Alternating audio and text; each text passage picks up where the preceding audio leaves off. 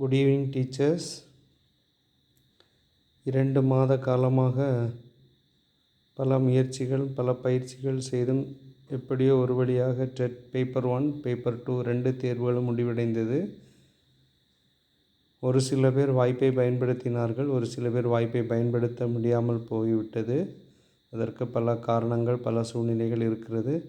ஆனால் நீங்கள் சில பேர்லாம் 2 வாரம் 3 வாரம் தான் ப்ரிப்பேர் பண்ணியிருப்பீங்க. இந்த கொஸ்டின் பேப்பரை பார்க்கும்போது தான் உங்களுக்கு ஒரு ஐடியா கிடச்சிருக்கும். இன்னும் கொஞ்சம் ப்ரிப்பேர் பண்ணியிருந்தால் நானும் பாஸ் பண்ணியிருக்கலாமோ அப்படின்னு ஒரு எண்ணங்கள் வரும். அதனால் நீங்கள் எல்லா நெகட்டிவ் தாட்ஸ் எல்லாம் தூக்கி எறிஞ்சிட்டு பாசிட்டிவ் தாட்டோட உங்கள் பணியை தொடருங்க. இதோடு நிப்பாட்டிடாதீங்க. எல்லாருமே பண்ணுற தப்பு, நோட்டிஃபிகேஷன் வந்ததுக்கு பிறகு தான் நம்ம என்ன செய்கிறோம், ஸ்டார்ட் பண்ணவே செய்கிறோம். அந்த தப்பை நம்மளால் மாற்றிக்க முடியாது. நம்மளிடத்தில் ஒவ்வொருவர்கிட்டையும் ஒரு சின்ன சின்ன மிஸ்டேக்ஸ் இருக்கும். இந்த மிஸ்டேக்ஸை நம்ம மாற்றிக்கிட்டோம்னா கண்டிப்பாக என்ன செய்யலாம், டெட் தேர்வோ டிஎன்பிசியோ எந்த எக்ஸாம்லனாலும் வெற்றி பெறதுக்கான வாய்ப்புகள் நம்ம கையில் தான் இருக்குது. சரியா? பேரறிஞர் அண்ணா ஒரு கோட்ஸ் சொல்லுவார், முயற்சியும் பயிற்சியும் இருந்தால் வெற்றி கிடைத்தே தீரும். சரியா? நம்மகிட்ட முயற்சி இருக்குது, ஆனால் பயிற்சி இல்லை. பயிற்சி இருந்தால் முயற்சி இல்லை.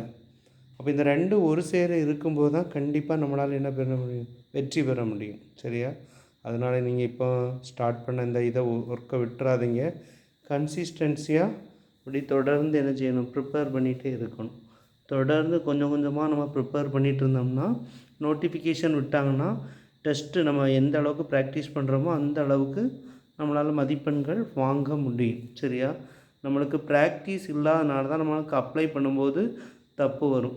இப்போ சைக்காலஜிலாம் பார்த்துட்டிங்கன்னா நீங்கள் அப்படி இருந்து கொஸ்டின் பேப்பரை பார்த்து அப்ளை பண்ணுறதுக்கு ரொம்ப டைம் ஆகிட்டே இருக்கும். இப்போ நீங்கள் அந்த ப்ராக்டிஸ் எடுத்திங்கன்னா அந்த கொஸ்டின் வேகமாக போடலாம்.